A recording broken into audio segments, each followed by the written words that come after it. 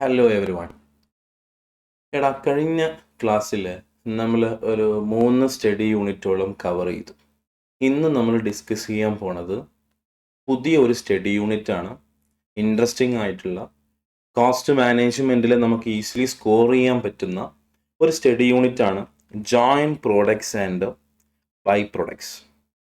നമുക്കറിയാം, നമ്മൾ കോസ്റ്റിങ്ങിൽ നമ്മൾ പഠിച്ചുകൊണ്ടിരിക്കുന്നത് കോസ്റ്റിൻ്റെ കാൽക്കുലേഷൻ ആണ്, കോസ്റ്റിൻ്റെ മാനേജ്മെൻ്റ് ആണ്, അല്ലെ? കോസ്റ്റ് മാനേജ്മെൻ്റ് ആണ് സെക്ഷൻ്റെ പേര്. പക്ഷെ നമ്മൾ ഇന്ന് ഡിസ്കസ് ചെയ്യുന്ന, അല്ലെങ്കിൽ ആദ്യത്തെ ഭാഗത്ത് ഡിസ്കസ് ചെയ്യുന്നുണ്ടാവുക ഹൗ ടു കാൽക്കുലേറ്റ് കോസ്റ്റ് എന്നുള്ളതാണ്. അപ്പോൾ ഇനി നമ്മൾ ഇന്നത്തെ വീഡിയോയിൽ, അല്ലെങ്കിൽ ഇനി നെക്സ്റ്റ് വീഡിയോസിൽ നമ്മൾ കവർ ചെയ്യാൻ പോണതും ജോയിൻറ്റ് പ്രൊഡക്ട്സിനെ പറ്റിയും ബൈ പ്രൊഡക്ട്സിനെ പറ്റിയാണ്. ഓക്കെ, അപ്പോൾ എന്താണ് ജോയിൻറ്റ് പ്രൊഡക്ട്സ്, എന്താണ് ബൈ പ്രൊഡക്ട്സ്, അതിൻ്റെ കോസ്റ്റ് എങ്ങനെയാണ് കാൽക്കുലേറ്റ് ചെയ്യുക, അതിൻ്റെ അക്കൗണ്ടിങ് ട്രീറ്റ്മെൻറ്റ് എന്താണ്, ഈ പറയുന്ന കാര്യങ്ങളാണ് ഇന്നത്തെ സ്റ്റഡി യൂണിറ്റിൽ നമ്മൾ ഡിസ്കസ് ചെയ്യുന്നുണ്ടാവുക.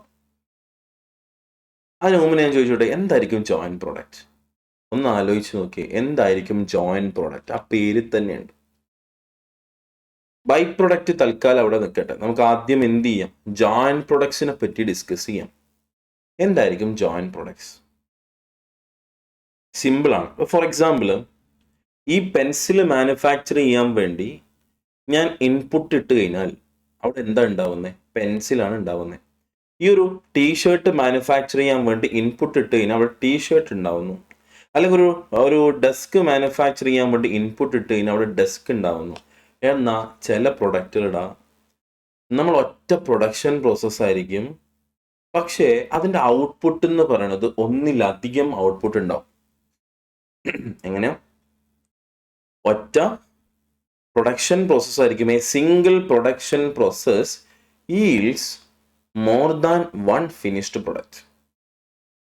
അത് ഒരു പ്രൊഡക്ഷൻ പ്രോസസ്സാണ്, ഒരു റോ മെറ്റീരിയൽ ആണ്, ഒരു പ്രൊഡക്ഷൻ പ്രോസസ്സാണ്. അത് പ്രോസസ്സ് ചെയ്ത് കഴിഞ്ഞിട്ട് ഒരു പോയിന്റ് എത്തുമ്പോൾ അതിൻ്റെ ഔട്ട്പുട്ട് എന്ത് ചെയ്യാണ്? ഒന്നിലധികം ഔട്ട്പുട്ടുകൾ ഉണ്ടാവുകയാണ്.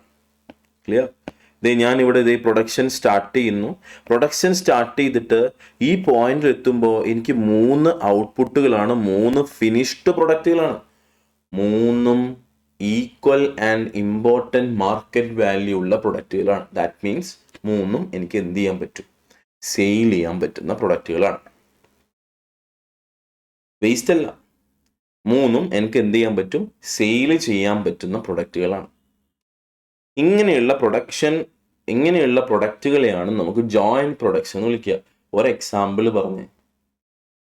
എല്ലാ ക്ലാസ്സിലും ജോയിൻറ്റ് പ്രൊഡക്ട്സിൻ്റെ ക്ലാസ്സിൽ ആദ്യം പറയുന്ന എക്സാമ്പിൾ ആണ് ക്രൂഡ് ഓയിൽ. നിങ്ങൾ കേട്ടിട്ടുണ്ടാവും. ഈ ക്രൂഡ് ഓയിൽ എന്ന് പറയുന്ന ഓയിൽ മാനുഫാക്ചറിങ് കമ്പനിയിൽ, ഓയിൽ ഇൻഡസ്ട്രിയിൽ ക്രൂഡ് ഓയിൽ എന്ന് പറയുന്ന റോ മെറ്റീരിയൽ പ്രോസസ്സ് ചെയ്തിട്ടാണ് പെട്രോളും കെറോസിനും താറും ഡീസലും അങ്ങനെയുള്ള പ്രൊഡക്ട്സുകൾ ഉണ്ടാക്കി മാറ്റുന്നത്. ക്ലിയർ? അത് ഒരു പ്രൊഡക്ഷൻ പ്രോസസ്സാണ്. അതിൻ്റെ ഔട്ട്പുട്ട് എന്തുണ്ടാ? ഒന്നിലധികം ഔട്ട്പുട്ടുകളുണ്ട്. എല്ലാം നമുക്ക് എന്ത് ചെയ്യാനും പറ്റും? സെയിൽ ചെയ്യാനും പറ്റും. ക്ലിയർ? ഓക്കെ, അപ്പൊ എന്താ ജോയിൻറ്റ് പ്രൊഡക്ട്സ് എന്ന് മനസ്സിലായല്ലോ. നോക്കി, ഡെഫിനിഷൻ സ്ക്രീനിൽ നിങ്ങൾക്ക് നോക്കാം. എന്താ? Joint products represents 2 or more products. ഒന്നിലധികം, രണ്ടിലധികം പ്രൊഡക്ട്സുകളാണ്, രണ്ടോ അതിലധികമോ പ്രൊഡക്ട്സുകളാണ് almost equal importance, which are produced in natural proportion. Naturally produce ചെയ്യുന്നതാണ്, simultaneously at the same time from the same material in the same process. മനസ്സിലായിട്ടുണ്ടാവും എന്ന് വിചാരിക്കുന്നു.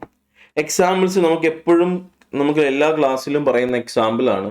ഒരു ഓയിൽ റിഫൈനിങ് ഇൻഡസ്ട്രിയിൽ crude oil processed into gasoline, petrol, diesel, kerosene, tar, ഇങ്ങനെയുള്ള products എല്ലാം നമുക്ക് sale ചെയ്യാം. അതുപോലെ തന്നെ നമുക്കൊരു മിൽക്ക് മാനുഫാക്ചറിങ് കമ്പനിയിൽ റോ മിൽക്ക് സ്കിമ്മഡ് മിൽക്കാക്കി മാറ്റാം, ബട്ടറാക്കി മാറ്റാം, ക്രീമായിട്ട് മാറ്റാം. എല്ലാം ഒരു റോ മെറ്റീരിയൽ നിന്നാണ്. പ്രൊഡക്ട്സിൽ സെയിലിംഗ് പ്രൈസ് വ്യത്യാസം ഉണ്ടാവും കേട്ടോ. എല്ലാത്തിനും എന്തുണ്ട്? സെയിൽസ് വാല്യൂ ഉണ്ട്. Important and almost equal sales value ഉണ്ട്. ക്ലിയർ? ഇനി എന്താ ബൈ പ്രൊഡക്ട്സ് കൂടി ഞാൻ പറയാം. എന്താ ബൈ പ്രൊഡക്ട്സ്? ബൈ പ്രൊഡക്ട്സ് എന്ന് പറഞ്ഞു കഴിഞ്ഞാൽ ഒരു മെയിൻ പ്രൊഡക്റ്റ് പ്രൊഡ്യൂസ് ചെയ്യുന്ന സമയത്ത്, ഏതാ ഒരു മെയിൻ പ്രൊഡക്റ്റ് പ്രൊഡ്യൂസ് ചെയ്യുന്ന സമയത്ത് ഓട്ടോമാറ്റിക്കലി ഉണ്ടാവുന്ന അല്ലെങ്കിൽ നാച്ചുറലി ഉണ്ടാവുന്ന വില കുറഞ്ഞ, വാല്യൂ കുറഞ്ഞ പ്രൊഡക്ട്സുകളെയാണ് എന്തെന്ന് വിളിക്കുക?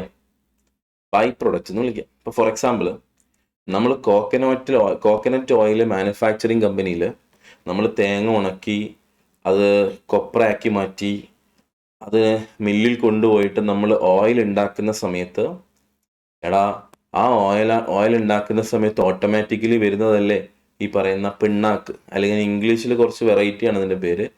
പിണ്ണാക്ക് എന്ന് പറയുമ്പോൾ പൊതുവേ നമുക്കൊരു എന്താ വിലയില്ലാത്ത സാധനം. ഓയിൽ കേക്ക് എന്ന് പറയാം. ഇങ്ങനെയുണ്ട്, രസമല്ലേ ഓയിൽ കേക്ക്. അപ്പൊ ഈ വെളിച്ചെണ്ണ ഉണ്ടാക്കുന്ന സമയത്ത് ഓട്ടോമാറ്റിക്കലി, ഇൻസിഡന്റലി, നാച്ചുറലി ഉണ്ടാവുന്ന വാല്യൂ കുറഞ്ഞ, വെളിച്ചെണ്ണക്ക് 250 രൂപയാണെങ്കിൽ 300 രൂപയാണെങ്കിൽ പിണ്ണാക്കിന് 40-30 രൂപയുള്ളൂ അല്ലേ?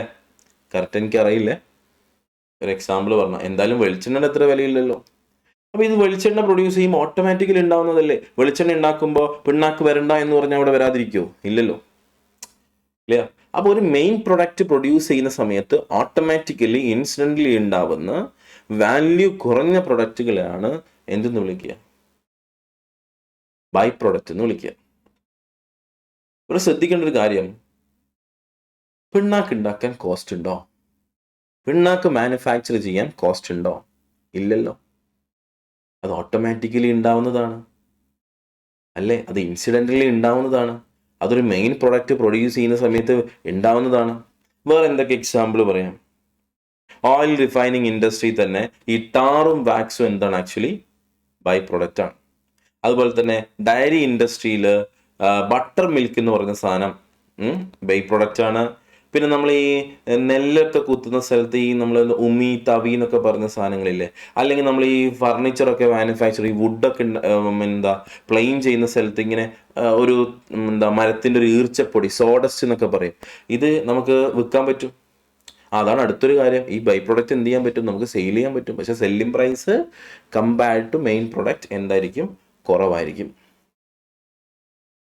ബൈ പ്രൊഡക്റ്റ് തൽക്കാലത്തേക്ക് ഞാൻ അങ്ങോട്ട് മാറ്റി വെക്കുകയാണ്. Back to joint products. ഈ ജോയിന്റ് പ്രൊഡക്ട്സിലെ എല്ലാം മെയിൻ പ്രൊഡക്റ്റ് ആവണമെന്നില്ല കേട്ടോ. ഇപ്പോൾ ഞാൻ ഈ പറഞ്ഞ ഈ ടാർ എന്ന് പറയുന്ന സാധനം എന്ത് ചെയ്യും? ബൈ പ്രൊഡക്റ്റ് ആണ്. ഇനിയാണ് നമ്മൾ ഇതിന്റെ അക്കൗണ്ടിങ് ട്രീറ്റ്മെന്റിലോട്ട് പോണത്. ഈ അക്കൗണ്ടിങ് ട്രീറ്റ്മെന്റിലോട്ട് പോകുന്നതിന് മുന്നേ ഞാൻ ഇതിൽ കുറച്ച് ടേംസുകളെ പറ്റി പറയാം. ശ്രദ്ധിക്കണേ, കുറച്ച് ടേംസുകളെ പറ്റി പറയാൻ പോകണം. എടാ, ഞാൻ ഇങ്ങനെ പ്രൊഡക്ഷൻ സ്റ്റാർട്ട് ചെയ്തു. ഈ പോയിന്റിൽ എത്തിയപ്പോൾ എനിക്ക് പ്രൊഡക്റ്റ് മേ ബി 3 പ്രൊഡക്റ്റുകളുണ്ട്. A, B and C. 3 പ്രൊഡക്റ്റുകളുണ്ട്. ഓക്കെ, 3ഉം ജോയിന്റ് പ്രൊഡക്ട്സുകളാണ്. ബൈ പ്രൊഡക്ട്സ് തൽക്കാലം നമുക്ക് ജോയിന്റ് പ്രൊഡക്ട്സിന്റെ ട്രീറ്റ്മെന്റ് പഠിച്ചതിന് ശേഷം ബൈ പ്രൊഡക്ട്സിന്റെ ട്രീറ്റ്മെന്റ് പറയാം. ഓക്കെ, ഇവിടെ ഞാൻ കുറച്ച് ടേമുകൾ പറയാം. എടാ, ഞാൻ ഈ പോയിന്റിൽ പ്രൊഡക്ഷൻ സ്റ്റാർട്ട് ചെയ്തിട്ട് ഇവിടെ മുതൽ എനിക്ക് ചെലവുകൾ വരാൻ തുടങ്ങുമല്ലോ അല്ലെ? മെറ്റീരിയൽ വരും, മെറ്റീരിയൽ എക്സ്പെൻസ് വരും, ലേബർ ചാർജ് വരും, ഓവർ ഹെഡുകൾ വരും. എല്ലാം കൂടി സപ്പോസ് എനിക്കൊരു 500,000 ചെലവായി എന്ന് വിചാരിക്കാം. അങ്ങനെ 500,000 ചെലവാക്കിയിട്ട് ഈ പോയിന്റിലെത്തി, പ്രൊഡക്ഷൻ ഇങ്ങനെ പോയി ആ ഒരു പോയിന്റിൽ എത്തുമ്പോഴാണ് ഈ പ്രൊഡക്ട്സുകൾ 3ആയിട്ട് എന്ത് ചെയ്ത് സെപ്പറേറ്റ് ആയ സെപ്പറേറ്റ് ചെയ്തു. ഓക്കെ, ഈ പോയിന്റിനെ നമ്മൾ വിളിക്കുന്ന പേരാണ് സ്പ്ലിറ്റ് ഓഫ് പോയിന്റ്. എന്താ? Split off point. അപ്പൊ എന്താ സ്പ്ലിറ്റ് ഓഫ് പോയിന്റ്? നമ്മൾ പഠിക്കാൻ പോകുന്നതിന് മുമ്പ് ടേംസുകൾ പഠിക്കുകയാണ്. What is split off point? It is the point in the production process at which products gets separately identifiable. ഏത് പോയിന്റിൽ വെച്ചിട്ടാണോ പ്രൊഡക്ട്സുകൾ സെപ്പറേറ്റ്ലി ഐഡന്റിഫൈ ചെയ്യാൻ പറ്റുന്നത്, ആ പോയിന്റിനെയാണ് നമ്മൾ എന്തെന്ന് വിളിക്കുക? സ്പ്ലിറ്റ് ഓഫ് പോയിന്റ് എന്ന് വിളിക്കുക.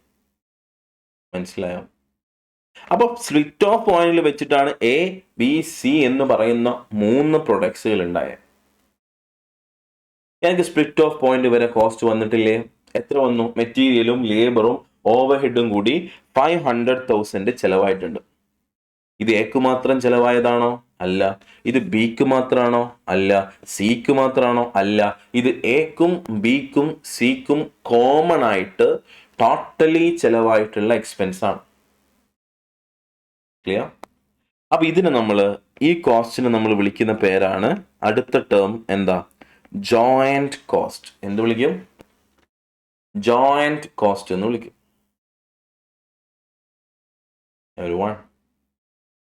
ക്ലിയർ ആണോടാ? എന്താ joint cost? It's a cost incurred up to the split off point. Clear? ഇനി ഒരു ടേമും കൂടി പറഞ്ഞിട്ട് ഞാൻ ഇതിന്റെ അക്കൗണ്ടിങ് ട്രീറ്റ്മെന്റിലോട്ട് പോവാം. ഇതില്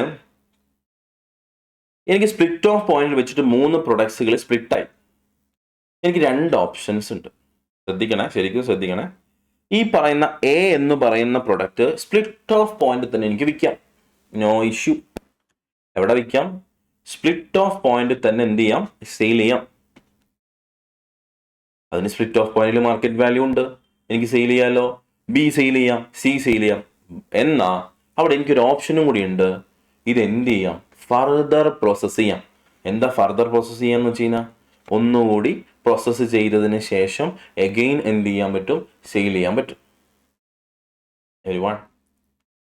പക്ഷെ അങ്ങനെ ഫർദർ പ്രോസസ്സ് ചെയ്യണമെങ്കിൽ എനിക്ക് എന്ത് വരും? ഇവിടെ കോസ്റ്റ് വരൂല്ലേ?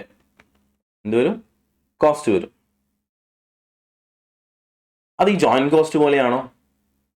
സപ്പോസ് ഞാൻ എ ഫർദർ പ്രോസസ് ചെയ്യാൻ തീരുമാനിച്ചു. എന്ത് ചെയ്തു? എ ഫർദർ പ്രോസസ് ചെയ്യാൻ വേണ്ടി തീരുമാനിച്ചു. എക്ക് മാത്രമല്ലേ ഫർദർ പ്രോസസിങ് കോസ്റ്റ് വരുള്ളൂ. ബിക്ക് വരുമോ? ഇല്ല. സിക്ക് വരുമോ? ഇല്ല. കോമൺ ജോയിന്റ് കോസ്റ്റ് പോലെയാണോ? അല്ല. അപ്പൊ ഇത് ഏത് പ്രൊഡക്റ്റിന് വേണ്ടി മാത്രം ചെലവാകുന്ന കോസ്റ്റ് ആണ്? ഏത് പ്രൊഡക്റ്റ് ആണോ ഫർദർ പ്രോസസ്സ് ചെയ്യുന്നത്, ആ പ്രൊഡക്റ്റിന് വേണ്ടി മാത്രം ചെലവാകുന്ന കോസ്റ്റ് ആണ്. എന്തുകൊണ്ടാണ് ചെലവാകുന്നത്? അത് ഫർദർ പ്രോസസ് ചെയ്യുന്നുണ്ട്. അതുകൊണ്ട് ഇതിനെ നമ്മൾ വിളിക്കുന്ന പേരാണ് സെപ്പറബിൾ കോസ്റ്റ്. എന്ത് വിളിക്കാം? Separable cost. എന്തുകൊണ്ട് അതിനെ സെപ്പറബിൾ കോസ്റ്റ് എന്ന് വിളിക്കാൻ കാരണം, അത് separately for that particular product. If ഞാൻ എ ഫർദർ പ്രോസസ് ചെയ്യുന്നുണ്ടെങ്കിൽ അവിടെ സെപ്പറബിൾ കോസ്റ്റ് ഉണ്ട്. ഇഫ് ഞാൻ ബി ഫർദർ പ്രോസസ് ചെയ്യുന്നില്ലെങ്കിൽ there is no separable cost. അവിടെ ആര് മാത്രമേ ഉള്ളൂ? ജോയിന്റ് കോസ്റ്റ് മാത്രമേ ഉള്ളൂ. ഈ 3 ടേമുകൾ മനസ്സിലായോ? ഹലോ, ഏതൊക്കെയാ 3 ടേമുകൾ? എന്താണ് സ്പ്ലിറ്റ് ഓഫ് പോയിന്റ്? എന്താണ് ജോയിന്റ് കോസ്റ്റ്? എന്താണ് സെപ്പറബിൾ കോസ്റ്റ്? നോട്ട് പ്രിപ്പയർ ചെയ്യണേ. പ്രൊഫഷണൽ കോഴ്സ് ആണല്ലോ, എല്ലാ വീഡിയോയിലും പറയേണ്ട ആവശ്യമില്ലല്ലോ. നോട്ട് പ്രിപ്പയർ ചെയ്യണം. ഓക്കെ. അപ്പോൾ എന്താ സ്പ്ലിറ്റ് ഓഫ് പോയിന്റ് എന്ന് പറഞ്ഞു, എന്താണ് ജോയിന്റ് കോസ്റ്റ് എന്ന് പറഞ്ഞു, ആൻഡ് എന്താണ് സെപ്പറബിൾ കോസ്റ്റ്. ഈ സെപ്പറബിൾ കോസ്റ്റിനെ നമുക്ക് എന്തും കൂടി വിളിക്കടാ? ഫർദർ പ്രോസസിങ് കോസ്റ്റ് എന്ന് വിളിക്കാം. അത് ഏതിന് ശേഷം വരുന്നതാണ്? Incurred beyond the split off point, assignable to a separate product. ഇത്രയും ഓക്കെ ആണോ? ഇനിയാണ് നമ്മൾ ഇന്നത്തെ മെയിൻ ഏരിയയിലോട്ട്, മെയിൻ ടോപ്പിക്കിലോട്ട് പോകുന്നത്. Accounting for joint products. ഇപ്പൊ ഞാൻ നേരത്തെ പറഞ്ഞ കേസിൽ എനിക്ക് ഒരു 500,000 ജോയിന്റ് പ്രൊഡക്ട്സുകൾ ഉണ്ട്. 500,000 ജോയിന്റ് കോസ്റ്റ് വന്നിട്ടുണ്ട്. ഈ 500,000 ജോയിന്റ് കോസ്റ്റ് എന്ന് പറയുന്നത് നമ്മൾ നേരത്തെ പറഞ്ഞു, ഇത് എ അല്ല, it is not only for B, it is not only for C, പിന്നെയോ എക്കും ബിക്കും സിക്കും കൂടി ചെലവായതാണ് ഈ പറയുന്ന 500,000. എൻ്റെ ചോദ്യം, ഒരു എയുടെ കോസ്റ്റ് കണ്ടുപിടിക്കണ്ടേ? എടാ, ഒരു എക്ക് എത്രയാണ് കോസ്റ്റ് എന്ന് കണ്ടുപിടിക്കണ്ടേ? ഒരു എയുടെ സെല്ലിംഗ് പ്രൈസ് കണ്ടുപിടിക്കണ്ടേ? ഒരു എ വിറ്റ് കഴിഞ്ഞാൽ എത്ര ലാഭമാണെന്ന് കണ്ടുപിടിക്കണ്ടേ? അപ്പൊ ഈ പറയുന്ന 500,000-നകത്ത് എക്കും ബിക്കും സിക്കും ചെലവായിട്ടുള്ള കോസ്റ്റുകളില്ലേ? സോ എന്ത് ചെയ്യണം? These 500,000 should be distributed to, should be allocated to A, B and C. ആർക്കൊക്കെ വീതിച്ചു കൊടുക്കണം? എക്കും ബിക്കും സിക്കും എന്ത് ചെയ്യണം? വീതിച്ചു കൊടുക്കണം. എന്തിൻ്റെങ്കിലും ബേസിസിൽ എന്ത് ചെയ്യണം? അല്ലെ, നമ്മൾ എന്തിൻ്റെങ്കിലും ബേസിസിലല്ലേ വീതിച്ചു കൊടുക്കുക, അല്ലെ? അതാണ് നമ്മൾ ഇനി പഠിക്കാൻ പോകുന്നത്. How to allocate, how to distribute joint cost over the joint products. എന്തിനാ അങ്ങനെ ഡിസ്ട്രിബ്യൂട്ട് ചെയ്യുന്നത്? എങ്ങനെ അങ്ങനെ അലോക്കേറ്റ് ചെയ്യുന്നത്? എടാ, എന്നാലും എനിക്ക് ഒരു എക്ക് എത്ര കോസ്റ്റ് എന്ന് കണ്ടുപിടിക്കാൻ പറ്റുള്ളൂ. ബിയുടെ കോസ്റ്റ് കണ്ടുപിടിക്കണമെങ്കിൽ എനിക്ക് ജോയിന്റ് കോസ്റ്റ് എത്രയാണെന്ന് അറിയണ്ടേ? സിയുടെ ആണെങ്കിൽ സിയുടെ ജോയിന്റ് കോസ്റ്റ് എത്രയാണ്? അപ്പൊ ഈ 5 ലക്ഷത്തിന് എക്കും ബിക്കും സിക്കും എന്ത് ചെയ്യണം? നമ്മൾ വീതിച്ചു കൊടുക്കണം. അതാണ് ഇനി നമ്മൾ നെക്സ്റ്റ് നമ്മൾ പഠിക്കാൻ പോകുന്നത്. ക്ലിയർ? അതാണ് അക്കൗണ്ടിങ് ഫോർ ജോയിന്റ് പ്രോഡക്ട്സ്. എന്താ അക്കൗണ്ടിങ് ഫോർ ജോയിന്റ് പ്രൊഡക്ട്സ് എന്ന് പറയുന്നത്? It means the allocation of joint cost to each of the joint products. എന്തിനാ അങ്ങനെ അലോക്കേറ്റ് ചെയ്യുന്നത്? കോസ്റ്റ് കണ്ടുപിടിക്കാൻ, സെല്ലിംഗ് പ്രൈസ് കണ്ടുപിടിക്കാൻ, പ്രോഫിറ്റ് ആണോ ലോസ് ആണോ എന്ന് കണ്ടുപിടിക്കാൻ, ആൻഡ് ഇൻവെന്ററിയുടെ ബാലൻസ്. നമ്മൾ കഴിഞ്ഞ ക്ലാസ്സിൽ പറഞ്ഞതാ, ഇൻവെന്ററി എന്ന് പറഞ്ഞിട്ട് നമുക്ക് ബാലൻസ് ഷീറ്റിൽ കാണിക്കേണ്ട ഒരു അസറ്റ് ആയിട്ട് അതിന് കോസ്റ്റ് വേണ്ടേ? ക്ലിയർ? അപ്പൊ ഇതാണ് നെക്സ്റ്റ് നമ്മൾ പഠിക്കാൻ പോകുന്നത്. How to allocate joint cost using 4 methods. 4 മെത്തേഡുകളാണ് നമുക്ക് പഠിക്കാനുള്ളത്. എന്തിനെ? ജോയിന്റ് കോസ്റ്റിനെ ജോയിന്റ് പ്രൊഡക്ട്സിലോട്ട് അലോക്കേറ്റ് ചെയ്യാൻ വേണ്ടി 4 മെത്തേഡുകളുണ്ട്. ആ 4 മെത്തേഡിലും നമ്മൾ പഠിക്കണം. അപ്പൊ നമ്മൾ നെക്സ്റ്റ് എന്ത് ചെയ്യാൻ പോവാ? ഓരോ മെത്തേഡ് വെച്ച് ആ മെത്തേഡ് എന്താണെന്ന് പറയും, ആ മെത്തേഡ് വെച്ചിട്ട് എങ്ങനെയാണ് ഒരു എക്സാമ്പിൾ പറയും. അത് കഴിഞ്ഞിട്ട് നമ്മൾ ക്വസ്റ്റ്യൻസ് ചെയ്യും. ക്ലിയർ? എന്താ ചെയ്യാൻ പോണേ? ഹലോ, എന്താ നമ്മൾ ചെയ്യാൻ പോണേ? പറഞ്ഞേ. How to allocate joint cost, അല്ലേ? ആർക്ക്?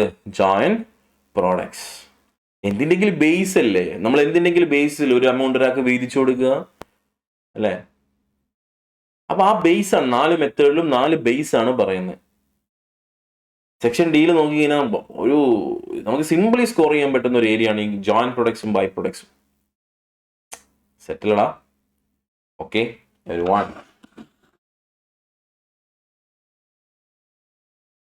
അപ്പോൾ നമ്മൾ പറഞ്ഞു 4 മെത്തേഡുകളാണ് നമുക്ക് പഠിക്കാനുള്ളത്. ആ 4 മെത്തേഡുകളുടെ പേരൊന്ന് ജസ്റ്റ് നോക്കി. പേര് കേൾക്കുമ്പോൾ എന്തൊക്കെയോ തോന്നും, ഒന്നുമില്ല. എന്തൊക്കെയാ പേരുകൾ? 1, relative sales value at split off method. എന്താടാ? ഞാൻ പറഞ്ഞു ഓരോ ബേസിസ് ആണ്, ഓരോ ബേസിസിന്റെ മേലെയാണ് നമ്മൾ എന്ത് ചെയ്യുന്നത്? ഓരോന്നും ബേസ് എടുത്തിട്ടാണ് അലോക്കേറ്റ് ചെയ്യുന്നത്. ഇവിടെ ഒന്നാമത്തെ എന്താ? Relative sales value at split off method. 2, estimated net realisable value. പേര് കേൾക്കുമ്പോൾ പേടിക്കണ്ട കേട്ടോ, സെറ്റാക്കാം, ഡോണ്ട് വറി. പേരിൽ എത്ര വലുപ്പമൊന്നുമില്ല, പഠിക്കാം. 3, physical measure and average cost method. 4, constant gross profit method അല്ലെങ്കിൽ ഗ്രോസ് മാർജിൻ പെർസെൻറ്റേജ് മെത്തേഡ്. അപ്പോൾ ഈ 4 മെത്തേഡിലും നമ്മൾ ഡിസ്കസ് ചെയ്യാൻ പോവാണ്. അപ്പോൾ ഓരോ മെത്തേഡും എന്താണെന്നുള്ളത് ഞാൻ എക്സാമ്പിൾ വെച്ചിട്ട് എന്ത് ചെയ്യും? ഡിസ്കസ് ചെയ്യും. ഓക്കെ, അപ്പോൾ ഒരു മെത്തേഡ് എന്താണെന്ന് പറയും, ഒരു എക്സാമ്പിൾ ചെയ്യും. ഓക്കെ, റെഡി ആണോ? ചിലപ്പോൾ ഒന്നിലധികം എക്സാമ്പിൾ പറയും, എന്നിട്ട് നമ്മൾ എന്ത് ചെയ്യും? ക്വസ്റ്റ്യൻസ് പ്രാക്ടീസ് ചെയ്യും. ഓക്കെ, മാക്സിമം ഈ ജോയിന്റ് പ്രൊഡക്ട്സിൻ്റെ എല്ലാ വീഡിയോസും ഒരു ഭയങ്കര ഗ്യാപ്പില്ലാതെ കേൾക്കാൻ നോക്കുക കേട്ടോ. ഇന്നൊന്ന് കേട്ടിട്ട് അടുത്തത് ഒരു 3 ദിവസം 4 ദിവസം കഴിഞ്ഞിട്ട് കേൾക്കരുത്. 4 മെത്തേഡും ഒന്നിച്ചായിരിക്കും നമ്മൾ ക്വസ്റ്റ്യൻ ചെയ്യുന്നുണ്ടാവുക. 4 മെത്തേഡും ആദ്യമേ ഡിസ്കസ് ചെയ്യും അതിൻ്റെ കോൺസെപ്റ്റ്. ക്വസ്റ്റ്യനും തൊട്ട് താഴെ തന്നെ നിങ്ങൾ എന്ത് ചെയ്യണം. ഓക്കെ, അപ്പോൾ ഒന്നാമത്തെ നമുക്ക് നോക്കാം. Sales value at split off method. എന്താടാ? Sales value at split off method. Simple ആയിട്ടുള്ള മെത്തേഡാ. ഇവിടെ നമ്മൾ എന്താ ചെയ്യാൻ പോണേന്ന് പറഞ്ഞു? ജോയിന്റ് കോസ്റ്റിനെ എങ്ങോട്ട് അലോക്കേറ്റ് ചെയ്യണം? ജോയിന്റ് പ്രൊഡക്ട്സിലോട്ട് എന്ത് ചെയ്യണം? അലോക്കേറ്റ് ചെയ്യണം. അപ്പൊ നമ്മൾ നേരത്തെ പറഞ്ഞു എന്തിൻ്റെങ്കിലും ബേസിസിലായിരിക്കും ജോയിന്റ് കോസ്റ്റിന് എന്ത് ചെയ്യുന്നുണ്ടാവുക? ജോയിന്റ് പ്രൊഡക്ട്സിലോട്ട് അലോക്കേറ്റ് ചെയ്യുന്നുണ്ടാവുക. ക്ലിയർ? അപ്പൊ ഈ ജോയിന്റ് കോസ്റ്റ് എന്ന് പറയുമ്പോൾ സപ്പോസ് ഇവിടെ ഒരു 500,000 ജോയിന്റ് കോസ്റ്റ് ഉണ്ടെന്ന് വിചാരിക്കുക. ഒന്നാമത്തെ മെത്തേഡ് നമ്മൾ പറയുന്നത് എന്താ? Relatively sales value at split off method. എന്തിന്റെ ബേസിസിൽ അലോക്കേറ്റ് ചെയ്യേണ്ടത്? സപ്പോസ് ഒന്നാമത്തെ ജോയിന്റ് പ്രൊഡക്ട്സ് എ ആണ്, രണ്ടാമത്തെ ജോയിന്റ് പ്രൊഡക്ട്സ് ബി ആണ്.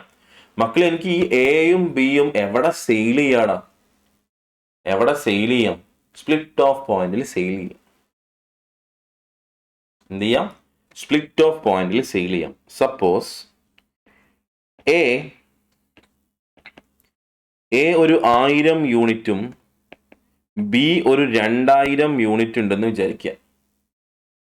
എ ഒരു 1000 യൂണിറ്റും ബി എന്ത് ചെയ്യുന്നുണ്ട്? ഒരു 2000 യൂണിറ്റും ആണ് നമ്മൾ പ്രൊഡ്യൂസ് ചെയ്തത്. ഈ രണ്ട് പ്രൊഡക്റ്റും എവിടെ എനിക്ക് വിൽക്കാൻ പറ്റും? സെയിൽസ് വാല്യൂ എവിടെ ഉണ്ട്? സ്പ്ലിറ്റ് ഓഫ് പോയിന്റിൽ സെയിൽസ് വാല്യൂ ഉണ്ട്. ഈ രണ്ട് പ്രൊഡക്റ്റിനും സെയിൽസ് വാല്യൂ സ്പ്ലിറ്റ് ഓഫ് പോയിന്റിൽ ഉണ്ടെങ്കിൽ മാത്രമാണ് ഈ മെത്തേഡ് നമുക്ക് യൂസ് ചെയ്യാൻ പറ്റുള്ളൂ. ക്ലിയർ? അതായത് എല്ലാ ജോയിന്റ് പ്രൊഡക്ട്സിനും സെയിൽസ് വാല്യൂ ഉണ്ടെങ്കിൽ, എവിടെ? സ്പ്ലിറ്റ് ഓഫ് പോയിന്റിൽ സെയിൽസ് വാല്യൂ ഉണ്ടെങ്കിൽ മാത്രമേ ഈ മെത്തേഡ് യൂസ് ചെയ്യുള്ളൂ. പക്ഷെ അത് ക്വസ്റ്റ്യനെ നിങ്ങളെ ബാധിക്കില്ല. എല്ലാ ക്വസ്റ്റ്യനിലും ഏത് മെത്തേഡ് ആണെന്ന് എടുത്ത് എന്ത് ചെയ്യും? ക്ലിയർ ആയിട്ട് പറയും. ഇവിടെ ഞാൻ എ വിൽക്കണത് ഒരു 3 രൂപക്കാണ്. ക്ലിയർ? എ വിൽക്കണത് 3 രൂപക്കാണ്. ബി വിൽക്കണത് 3 വേണ്ട, നമുക്കൊരു 30 എടുക്കാം. എ വിൽക്കണത് ഒരു 30 രൂപക്കാണ്. ബി വിൽക്കണത് നമുക്ക് ഒരു എത്ര എടുക്കാം? ഒരു 20 രൂപ എടുക്കാം. ബി വിൽക്കുന്നത് 20 രൂപ എടുക്കാം. അപ്പൊ എന്റെ ചോദ്യം, നമ്മൾ ഈ 30:20 എന്ന് പറയുന്ന പ്രപ്പോർഷനിലാണോ വീതിക്കേണ്ടത്? ഞാൻ ഈ ഓരോ മെത്തേഡ് പറയുമ്പോഴും ക്വസ്റ്റ്യനിൽ നമ്മൾ കൺഫ്യൂസ് ചെയ്യിപ്പിക്കാൻ, അല്ലെങ്കിൽ ക്വസ്റ്റ്യനിൽ നമ്മൾ തെറ്റാൻ ചാൻസ് ഉള്ള എല്ലാ സാധനവും, എല്ലാ പോയിന്റുകളും പറയും. അപ്പോൾ ഓരോ മെത്തേഡിലും അങ്ങനെയുള്ള പോയിന്റുകൾ നിങ്ങൾ എന്ത് ചെയ്യണം? നോട്ട് ചെയ്യണം. അപ്പൊ എന്റെ എക്സാമ്പിൾ മനസ്സിലായില്ലേ? എ എന്ത് ചെയ്യാം? നമുക്ക് 1000 യൂണിറ്റ് 30 രൂപക്ക് വിൽക്കാം. ബി 2000 യൂണിറ്റ് 20 രൂപക്ക് വിൽക്കാം. ഇപ്പൊ എന്റെ ചോദ്യം, ഈ 30:20 എന്ന് പറയുന്ന പ്രപ്പോർഷനിലാണോ ഞാൻ വീതിക്കേണ്ടത്? നോ എന്നല്ലേ ഉത്തരം. ഞാൻ നിങ്ങളെ കേൾക്കുന്നില്ലെങ്കിലും നോ എന്നാണെന്ന് എനിക്ക് മനസ്സിലായി. കാരണം എന്താ? ഈ 30:20 എന്ന് പറയുന്നത് ഒരു യൂണിറ്റിന്റെ സെല്ലിംഗ് പ്രൈസാ. ഞാൻ 30:20 വീതിക്കുകയാണെങ്കിൽ, 30 രൂപ 20 രൂപ എന്ന് പറയുന്ന പ്രപ്പോർഷനിൽ വീതിക്കുകയാണെങ്കിൽ ആർക്കാണ് ഈ ജോയിന്റ് കോസ്റ്റ് പോവുക? ആർക്കാണ് കൂടുതൽ പോവുക? ഏക്കല്ലേ? കാരണം 30 എന്റെ അല്ലേ, ബിക്ക് കുറവായിരിക്കില്ലേ? നിങ്ങളൊന്ന് ആലോചിച്ച് നോക്കിയേ. ശരിക്കും ഏത് പ്രൊഡക്റ്റിൽ നിന്നാണ് കൂടുതൽ സെയിൽസ് ഉണ്ടാവുന്നത്? എയിൽ നിന്നാണോ ബിയിൽ നിന്നാണോ? എയിൽ നിന്നാണോ ബിയിൽ നിന്നാണോ കൂടുതൽ സെയിൽസ് ഉണ്ടാവുന്നത്? അപ്പോ നിങ്ങൾ ഇനി അങ്ങോട്ട് ഏത് മെത്തേഡ് ആയിക്കോട്ടെ, അത് ഇനി പറയാൻ പോണ മെത്തേഡ് ആയിക്കോട്ടെ, ഓൾറെഡി പറഞ്ഞ മെത്തേഡ് ആയിക്കോട്ടെ, സെല്ലിംഗ് പ്രൈസ് അല്ലെങ്കിൽ ഒരു യൂണിറ്റിന്റെ ബേസിസിൽ ഒരു മെത്തേഡിലും എന്ത് ചെയ്യൂല? അലോക്കേറ്റ് ചെയ്യൂല. കാരണം എന്താടാ? നിങ്ങൾ ഇവിടെ നോക്കിയേ. ഇവിടെ എനിക്ക് കിട്ടുന്ന സെയിൽസ് വാല്യൂ എത്രയാണ്? 1000 എ വിറ്റ് കഴിഞ്ഞാൽ ഒരു യൂണിറ്റിൽ നിന്ന് 30 രൂപ വെച്ചിട്ട് എനിക്ക് 30,000 രൂപ കിട്ടും. എന്നാൽ ബി ആണ് സെയിൽ ചെയ്യുന്നതെങ്കിൽ 2000 യൂണിറ്റിൽ നിന്ന് 40 രൂപ വെച്ചിട്ട് 20 രൂപ വെച്ചിട്ട് എത്ര കിട്ടും? 40,000 രൂപ കിട്ടും ഇല്ലേ? 2000 യൂണിറ്റിൽ നിന്ന് 20 രൂപ വെച്ചിട്ട് 40,000 രൂപ കിട്ടും. അവന് മൊത്തം എത്ര കിട്ടും? 70,000. നിങ്ങൾ പറ, ശരിക്കും ഞാൻ ആർക്കാ കൂടുതൽ അലോക്കേറ്റ് ചെയ്യണ്ടേ? എക്കാണോ ബിക്കാണോ? ബിക്കല്ലേ? നേരത്തെ നമ്മൾ സെല്ലിംഗ് പ്രൈസിന്റെ ബേസിസിലാണ് ജോയിന്റ് കോസ്റ്റിന് അലോക്കേറ്റ് ചെയ്തതെങ്കിൽ എക്കല്ലേ ജോയിന്റ് കോസ്റ്റിന് കൂടുതൽ അലോക്കേറ്റ് ചെയ്യുക? അത് തെറ്റല്ലേ? അപ്പൊ ഇനി അങ്ങോട്ട് പഠിച്ചു വെക്കുക, ഒരു യൂണിറ്റിന്റെ ബേസിസിൽ എന്ത് ചെയ്യൂല? അലോക്കേഷൻ ലോജിക്കലി പോസിബിൾ അല്ല. Clear everyone? അപ്പൊ ഇവിടെ നമ്മൾ ഏത് പ്രപ്പോർഷനിലാണ് ജോയിന്റ് കോസ്റ്റിന് അലോക്കേറ്റ് ചെയ്യേണ്ടത്? Sales value at split of. That means split of പോയിന്റിൽ വിറ്റാൽ കിട്ടുന്ന സെല്ലിംഗ് പ്രൈസിന്റെ ബേസിസിൽ ജോയിന്റ് കോസ്റ്റിന് എന്ത് ചെയ്യണം? അലോക്കേറ്റ് ചെയ്യണം. ഇനി എയിലേക്ക് എത്ര അലോക്കേറ്റ് ചെയ്യും? ചിലപ്പോൾ പോയിന്റ് വരും. ഞാൻ സ്പോട്ടിലെടുത്ത എക്സാമ്പിൾ ആണ്, ചിലപ്പോൾ പോയിന്റ് വരാം.